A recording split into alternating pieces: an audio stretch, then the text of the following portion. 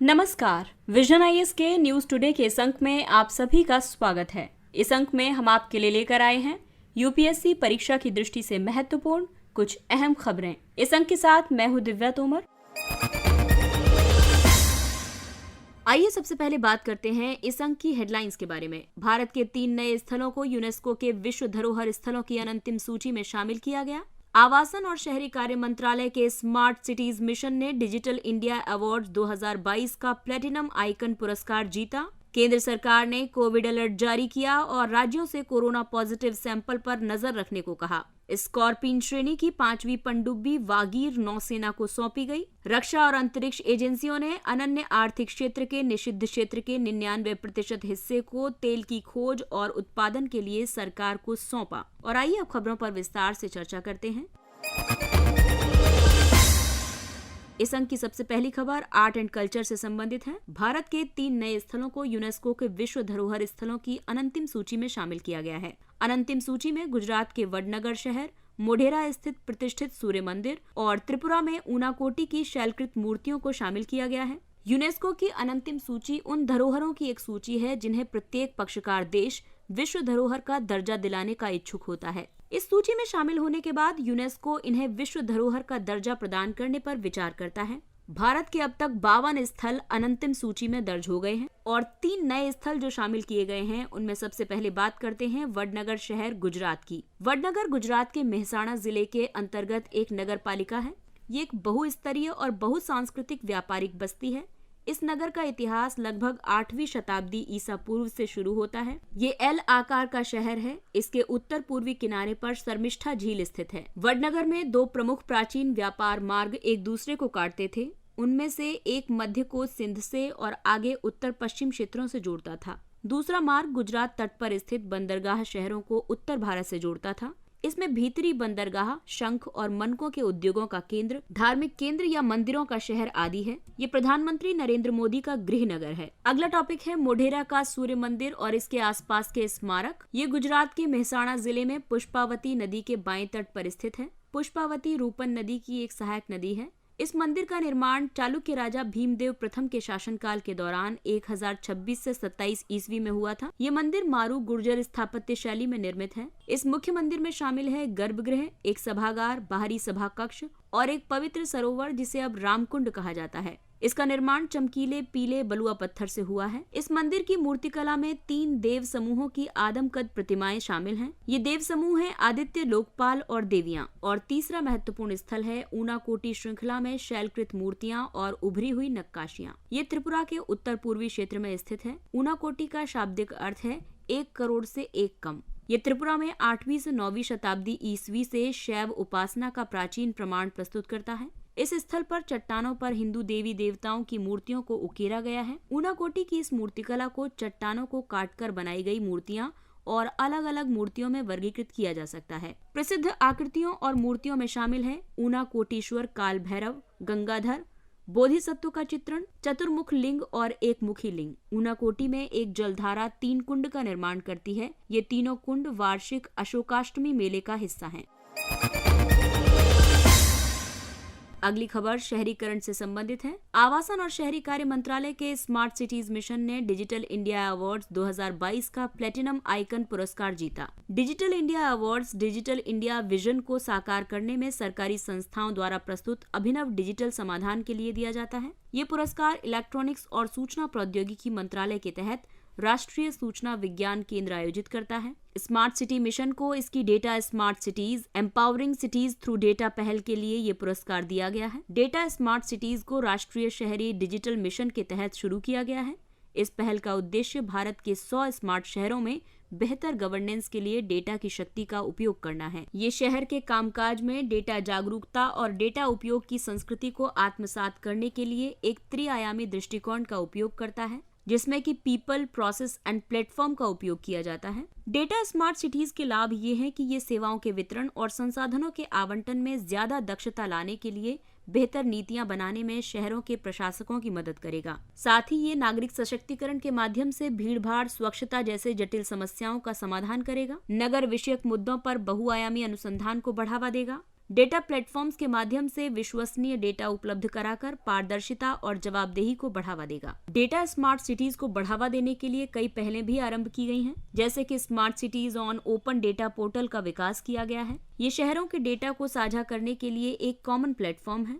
Data के आदान प्रदान के लिए Indian urban data exchange platform शुरू किया गया है। Assessment and monitoring platform for liveable, inclusive and future ready urban India यानी AMP लाइफाई पहल शुरू की गई है। इस डेटा गवर्नेंस के तहत जो सिद्धांत माने गए हैं उसमें सत्यनिष्ठा, पारदर्शिता, लेखा परीक्षा योग्य, जवाबदेहिता, प्रबंधत्व यानी मैनेजमेंट, नियंत्रण और संतुलन, मानकीकरण यानी कि स्टैंडर्डाइजेशन और चेंज मैनेजमेंट को शामिल किया गया है।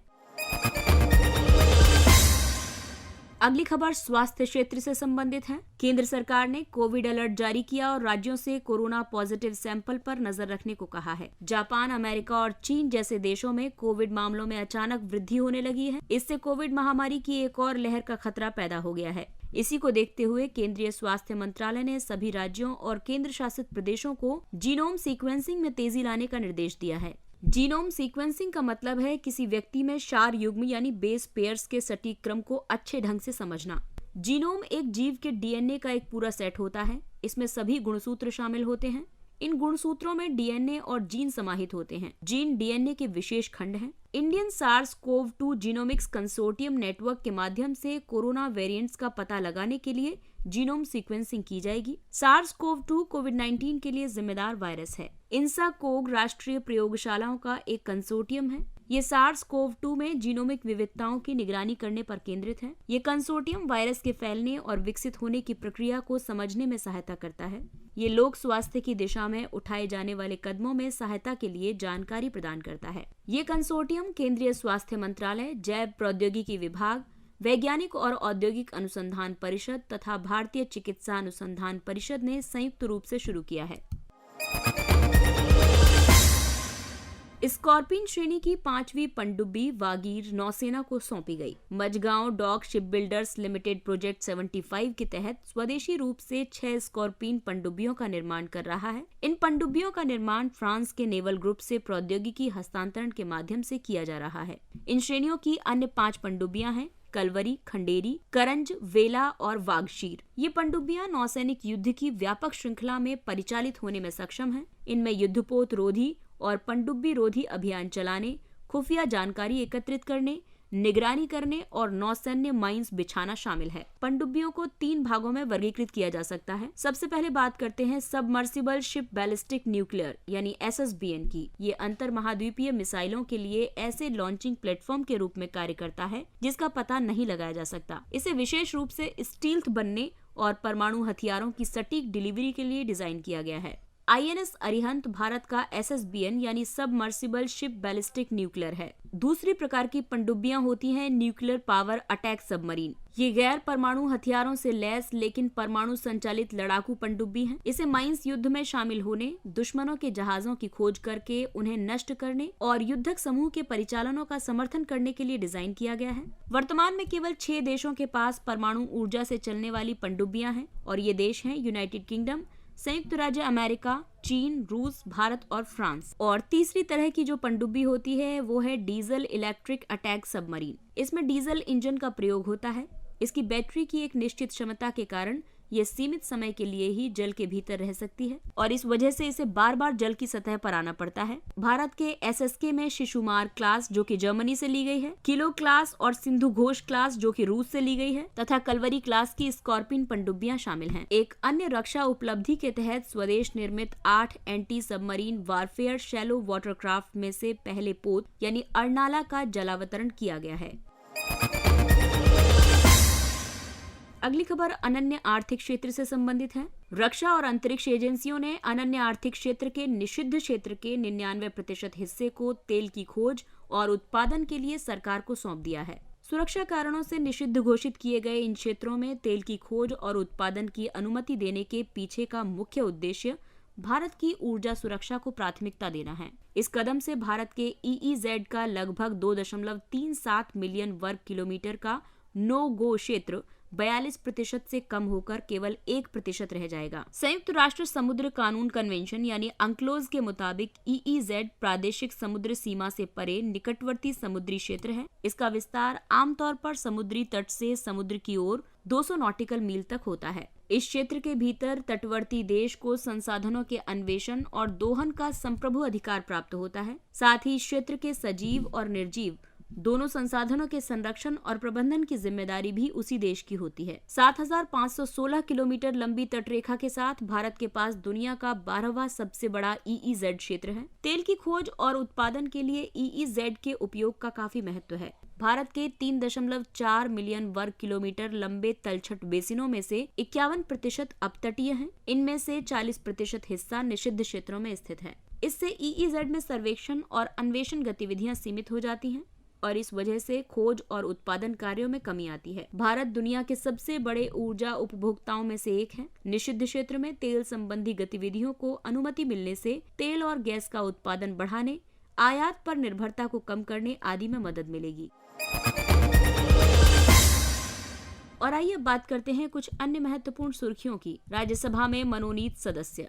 PT उषा राज्यसभा के इतिहास में ऐसी पहली मनोनीत सदस्य बन गई हैं, जिन्हें सदन के उपसभापति के पैनल में शामिल किया गया है। अध्यक्ष और उपाध्यक्ष दोनों की अनुपस्थिति में पैनल के सदस्य सदन की अध्यक्षता करते हैं। राष्ट्रपति कला, साहित्य, विज्ञान और समाज सेवा में विशेष ज्ञान या व्यवहारिक अनुभव रखने वाले 12 लोगों को राज्यसभा के लिए मनोनीत करता है। मनोनयन के इस सिद्धांत के पीछे ये तर्क दिया जाता है कि प्रतिष्ठित व्यक्तियों को चुनाव की प्रक्रिया से गुजरे बिना राज्यसभा की सदस्यता दी जाए। नियम 267 प्रक्रिया तथा कार्य संचालन नियमावली के तहत नियम 267 किसी भी सदस्य को राज्यसभा के दिन के सूचीबद्ध कार्य को अलग रखते हुए लोक महत्व के अति आवश्यक मुद्दों पर चर्चा करने के लिए सभापति की सहमति से नोटिस जारी करने की अनुमति देता है। इस नोटिस के जारी होने पर सूचीबद्ध कार्य को निलंबित कर दिया जाता है और नोटिस में उल्लिखित मुद्दे पर चर्चा शुरू हो जाती है। अगला टॉपिक है Indo Pacific economic framework for prosperity. Bharat IPEF यानी इंडो पैसिफिक इकोनॉमिक फ्रेमवर्क के स्तंभ 2 और 4 के लिए अगले विशेष वार्ता दौर की मेजबानी करेगा। IPEF अमेरिका के नेतृत्व वाला एक आर्थिक समूह है। इसका उद्देश्य इसमें भाग लेने वाले 14 देशों के बीच आर्थिक साझेदारी को मजबूत करना है। ये समूह हिंद प्रशांत क्षेत्र में परिवारों, श्रमिकों और व्यवसायों के लिए एक मजबूत, निष्पक्ष और अधिक लचीली अर्थव्यवस्था का निर्माण करने पर केंद्रित है। इंडो पैसिफिक इकोनॉमिक फ्रेमवर्क के 4 स्तंभ जो हैं, उनमें व्यापार, आपूर्ति श्रृंखला लचीलापन, स्वच्छ ऊर्जा और विकार्बनीकरण तथा कर और भ्रष्टाचार रोधी उपाय शामिल हैं। इसमें देश किसी भी निर्धारित स्तंभ के तहत पहल में शामिल होने या फिर शामिल नहीं होने के लिए स्वतंत्र है। आपको बता दें कि भारत इस व्यापार स्तंभ में शामिल नहीं हुआ है। सामाजिक प्रगति सूचकांक। सोशल प्रोग्रेस इंडेक्स को इंस्टीट्यूट फॉर कॉम्पिटिटिवनेस और सोशल प्रोग्रेस इम्पेरेटिव ने साथ मिलकर तैयार किया है। इसे प्रधानमंत्री की आर्थिक सलाहकार परिषद ने जारी किया है। SPI सामाजिक प्रगति के 3 महत्वपूर्ण आयामों में 12 घटकों के आधार पर राज्यों और जिलों का आकलन करता है। इन 3 महत्वपूर्ण आयामों में शामिल है बुनियादी मानवीय आवश्यकताएं, रहन सहन के बेहतर तरीकों के आधार और अवसर। SPI की मुख्य विशेषताएं ये हैं कि इसमें सर्वश्रेष्ठ प्रदर्शन करने वाले राज्य या केंद्र शासित प्रदेश पुडुचेरी, लक्षद्वीप और गोवा हैं और प्रदर्शन करने वाले शीर्ष 3 जिले हिमाचल प्रदेश में शिमला और सोलन तथा मिजोरम में आइजोल हैं। विश्व स्तर पर भारत सोशल प्रोग्रेस इंडेक्स 2022 में 110वें स्थान पर है। डिजिटल अर्थव्यवस्था। भारतीय रिजर्व बैंक स्टाफ के एक हालिया अध्ययन के मुताबिक भारत की डिजिटल अर्थव्यवस्था वर्ष 2014 और वर्ष 2019 के बीच समग्र अर्थव्यवस्था की तुलना में लगभग 2.5 गुना तेजी से बढ़ी है। डिजिटल अर्थव्यवस्था एक आर्थिक गतिविधि है। इसका विकास लोगों, व्यवसायों, उपकरणों, डेटा और प्रक्रियाओं के बीच प्रतिदिन होने वाले अरबों ऑनलाइन कनेक्शन से हुआ है। डिजिटल अर्थव्यवस्था के उपक्षेत्रकों में कंप्यूटर, इलेक्ट्रॉनिक्स और ऑप्टिकल उत्पाद, दूरसंचार, कंप्यूटर एवं सूचना तथा संचार प्रौद्योगिकी सेवाएं शामिल हैं। अर्बन 20। भारत की G20 अध्यक्षता के तहत आवासन और शहरी कार्य मंत्रालय अर्बन 20 कार्यक्रम आयोजित कर रहा है। अर्बन 20 G20 में शामिल देशों के शहरों को जलवायु परिवर्तन, सामाजिक समावेशन सहित शहरी विकास के अलग अलग महत्वपूर्ण मुद्दों पर चर्चा करने और सामूहिक समाधान प्रस्तावित करने पर एक मंच प्रदान करता है। ये राष्ट्रीय और स्थानीय सरकारों के बीच लाभकारी संवाद को सुगम बनाता है और साथ ही ये G20 एजेंडे में शहरी विकास के मुद्दों के महत्व को बढ़ावा देने में भी मदद करता है।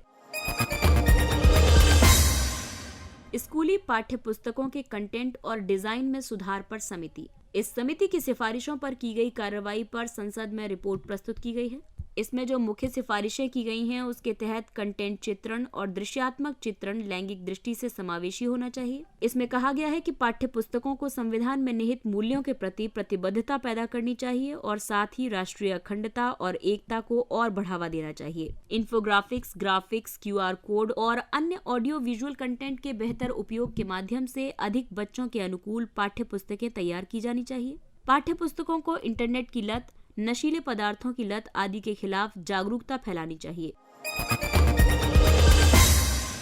सिपाही जला वन्यजीव अभयारण्य ये कृत्रिम झील और प्राकृतिक वनस्पति तथा प्राणी उद्यान के साथ साथ वृक्षों से युक्त एक क्षेत्र है। ये त्रिपुरा में स्थित है और ये क्लाउडेड लेपर्ड के लिए प्रसिद्ध है। इस वन्यजीव अभयारण्य में पर्णपाती से लेके अर्ध सदाबहार वन पाए जाते हैं। इसमें आर्टोकार्पस, चापलासा और अल्बिजिया प्रोसेरा पाए जाते हैं। सिपाही जला वन्यजीव अभयारण्य में जो प्रमुख जीव पाए जाते हैं उनमें प्राइमेट्स जैसे कि spectacle langur, capped langur, pig tailed macaque, slow loris आदि पाए जाते हैं। इसके अलावा भौंकने वाला हिरण और जंगली सुअर आदि देखे जा सकते हैं। कोहरा। बढ़ती सर्दी के साथ उत्तर पश्चिमी भारत में घना कोहरा छा गया है।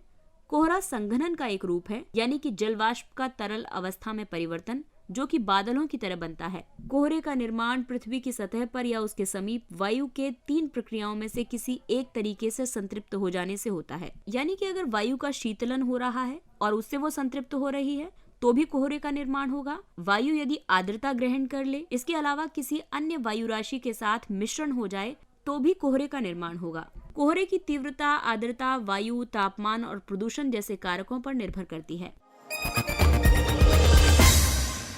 Kepler 1658b। हाल ही में किए गए एक अध्ययन के मुताबिक केपलर 168b वृद्ध होते तारे केपलर 1658 की परिक्रमा करते हुए उसके नजदीक आता जा रहा है और इस तरह से ये अपने विनाश की तरफ बढ़ रहा है। केपलर 1658b गैस से बना एक विशाल एक्सोप्लैनेट है। इसे हॉट जुपिटर भी कहा जाता है। ये केपलर 1658 तारे की परिक्रमा करता है। हमारे सौर मंडल से बाहर स्थित किसी भी ग्रह को एक्सोप्लैनेट कहा जाता है। ये अपने तारे से केवल 0.0544 खगोलीय इकाई दूर है। अगला टॉपिक है अंडमान आचे लिंक। भारत इंडोनेशिया संयुक्त टास्क फोर्स ने अंडमान और निकोबार द्वीप समूह तथा आचे प्रांत के बीच कनेक्टिविटी स्थापित करने में आने वाली चुनौतियों की समीक्षा की। इस लिंक की परिकल्पना वर्ष 2018 में हिंद प्रशांत क्षेत्र में समुद्री सहयोग के साझा विजन के तहत की गई थी। अंडमान आचे लिंक के अंतर्गत इंडोनेशिया के आचे प्रांत के सबांग शहर को अंडमान और निकोबार द्वीप समूह से जोड़ा जाएगा। अंडमान और निकोबार से लगभग 90 नॉटिकल मील की दूरी पर स्थित ग्रेट चैनल, जो कि 6 डिग्री चैनल है, ये निकोबार को आचे प्रांत से अलग करता है। सबांग अंडमान सागर और मलक्का जलडमरू मध्य के समीप स्थित है। इसकी अवस्थिति इसे भारत के लिए सामरिक रूप से महत्वपूर्ण बनाती है। ये अंडमान और निकोबार में पर्यटन को बढ़ावा देने जैसे अन्य लाभ भी प्रदान कर सकता है। इसके साथ ही ये अंक समाप्त होता है। अगले अंक में फिर मुलाकात होगी कुछ अन्य महत्वपूर्ण खबरों के साथ। तब तक अपने लक्ष्य के लिए तत्पर रहिए और अगर आपको हमारा कंटेंट अच्छा लगता है तो इसे लाइक, सब्सक्राइब और शेयर जरूर करें। और अब हमें यानी विजन IAS की पूरी टीम को दीजिए इजाजत। नमस्कार।